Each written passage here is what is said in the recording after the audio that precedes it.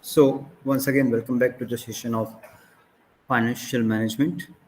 Okay, in this session, in this today class, we try to cover a revision of Unit 2. Okay, so in the revision of Unit 2, mainly we have three aspects. One is about sources of finance. Number two is about capital structure. Number three is about cost of capital, and number four is leverage. So first we start with the sources of finance, and then after we go for the capital structures, and then we go for the remaining decisions. So here we have unit number 2 called financing decisions. So these are the content that we are going to study in this session.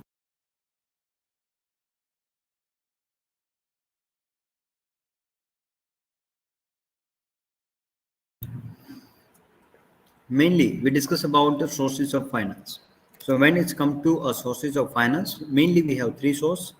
Okay, equity shares, preference shares, and debt capital, and fourth one is internal source. So the first one is equity capital. Equity capital is also known as owners capital. Okay, and equity shareholders are known as owners of the company, of the entirety of the organization, and equity shareholders get a dividend in the form of return. And please remember, this all equity shareholders are known as owners because they are bearing the risk of ownership. They are bearing the risk of the business. Mainly, we have financing and business risk. So both the risk will be bear by the equity shareholders, and that's why they're known as a owner of the company. And the limit liability of the equity shareholders are limited to the number of shares. If I have 10 shares, then my liability is limited to only 10 shares. I am not responsible for the entire capital of the company. So first source of any company is equity share capital. It is mainly the main capital for the company. All the companies have that equity shares. And to get the equity share capital, company generally go for the IPOs. Okay, initial public offer is the best way to get the equity capital, and generally it is when the company started newly, or company want to introduce new product, or a company wants to establish a new factory or a new product. At that time, company go for the use of equity capital.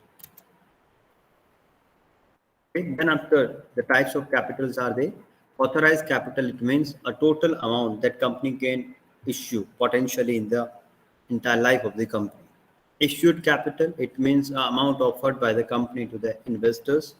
Subscribed capital, it means amount that is subscribed by the investors. And then after paid up capital, the actual amount received from the investor, that called paid up capital. And typically issued, subscribed, and paid up capital all are same in most of the companies.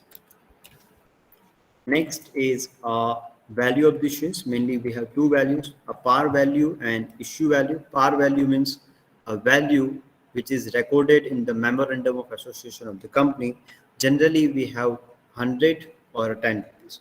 Issue value, it means a value at which the shares are issued in the market. Okay, it may be with a premium, it may at a discount, or it may a par. So it may 90, it may 100, it may 110 or 115. That depend upon the issue size and issue conditions. Next one is the market value. Okay, the right now the current value in the market of shares is called market value, and book value means value at which shares are recorded in the books of the company. Now, this is very important for all of you. Okay, that right of equity shareholders. So mainly they have 3 to 4 rights. Number one, right to income. All the equity shares have a right to get the income here. Income means they all have a right to get the dividend from the company. Okay, and the dividend is nothing but it is a part of profit that distributed among the shareholders by the company. Number two, right to control.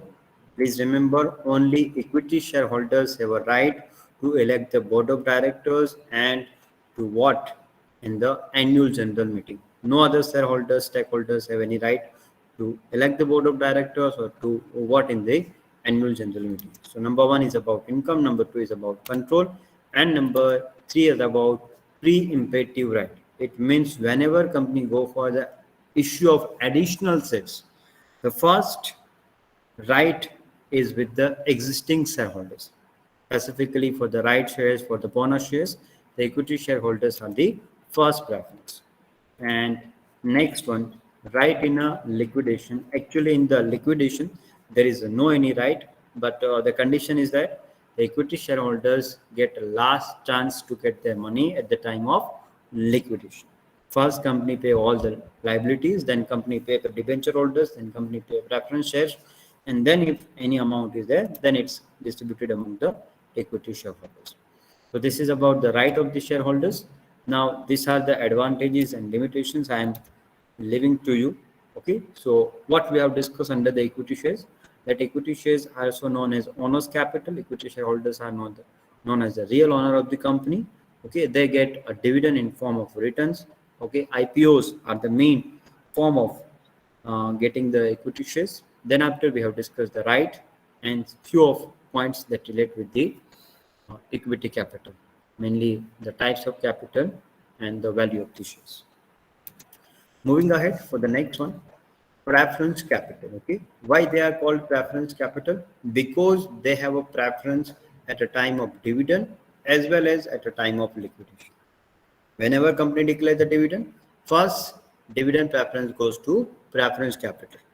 And whenever company go for the liquidation, at the time of liquidation, first payment will be done to the preference shareholder. That's why they're known as a preference capital. Okay, and these are the types of preference capital. Cumulative preference is non-cumulative. Cumulative means every year the dividend will accumulate. Dividend will accumulate to the or transfer to the or carry forward to the next year. Non-cumulated preferences means if there is a dividend, company declares the dividend. There is dividend. If company does not declare, no dividend. Participative preferences, non-participative preferences. Participative preferences means they have a right to participate in the annual general meeting. Non-participative preferences means that does not have any right to participate in the meetings of the company. Redeemable preferences, irredeemable preferences. Here, redeemable preferences means the shares are redeemed by the company after a particular period, and irredeemable preferences, it means once it is issued, it is remained in the market. Convertible and non-convertible. Convertible means those preferences, those may convert in the equity shares in a near future, after 5 years, after 3 years, after 20 years. And non-convertible means once it is issued as a preference shares, it remains preference share for the lifetime of the company. Then after advantages and disadvantages, that again I am leaving to you. Number 3 is debt capital. Number 1 is equity. Number 2 is a preference. Number 3, third source for a finance is debt capital. Debt capital mainly consists two things: debentures and long-term loans. Your debenture is an alternative to a term loan, to our long-term loans. Mainly, the debentures are used to get some of particular asset or to establish a new factories, and whenever there is a money requirement or a finance requirement for more than 7 years and less than 20 years, at that time generally company use the debentures. Again, it is similar to the one type of loan, because as a company issue the debentures, company get the money, every year company need to pay that amount. That amount means return, and here return means interest. So every year company need to pay the interest in respect of profit or loss. So interest remains same.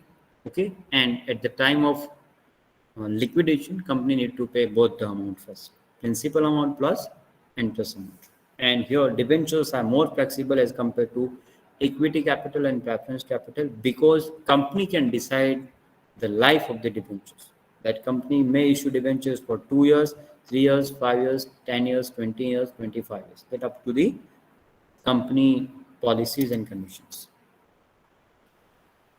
Features of the dividend. Okay, they act as a trustee of the company. They just observe everything. They are not supposed to do anything. Just they need to observe the entire operation of the company as a trustee. Okay, number two, security as compared to the equity shares and preference shares, it is more secure. Interest rate is fixed for all the types of debentures, maybe 8%, 5%, 10%, that remains same.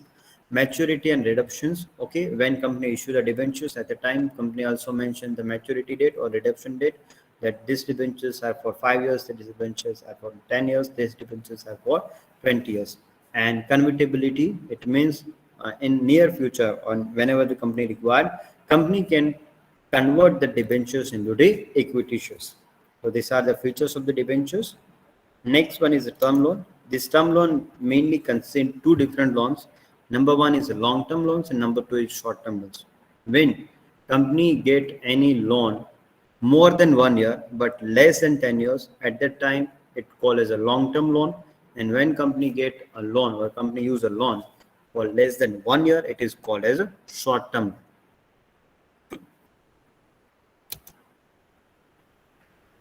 Generally, in a long-term loan, interest rate is lower. In a short-term loan, interest rate is high. Advantages, disadvantages, I'm leaving to you. Okay. And the next and last source of finance, that is internal sources, retained earning and depreciation. Here, retained earning means a proportion of profit that reinvested in the business, that called as return earning. And depreciation, you know, that amount we are charging to a various assets, fixed assets, and that amount is not in case expense, it is non-case expense. So whatever the amount we transfer from, we charge from that assets or properties, that all the amount is transferred to separate account, and that separate account, that debenture fund, is used to purchase new machines, new equipment, new furniture. So these four are the sources: equity shares, preference shares, debt capital, debentures and loan, and number four is internal sources. So with this, our first part of unit 2 will be over from my side.